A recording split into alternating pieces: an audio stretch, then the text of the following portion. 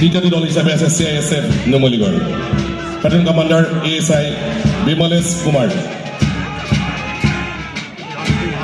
চতুর্থ দল হিসাবে আছে Golaghat district executive force women professional platoon commander SI Pranita Kalita.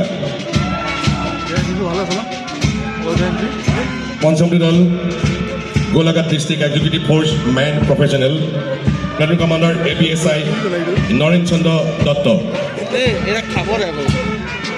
ষষ্ঠ দল ভারতীয় APBN Karagaon Karbi Anglong platoon commander APSI Ranika Bora.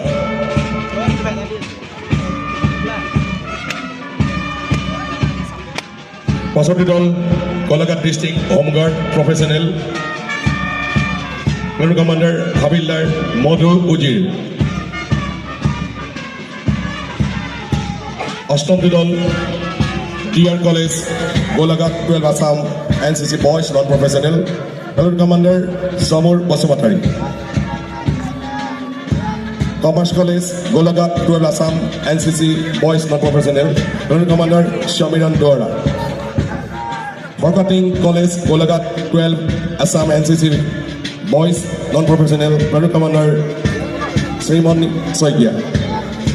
DR college Golaghat 12 Assam NCC non professional girls platoon commander Archana Basumatary. Commerce college Golaghat 12 Assam NCC girls non professional platoon commander Kanyashree Pathori. Kumarbandha college Golaghat 12 Assam non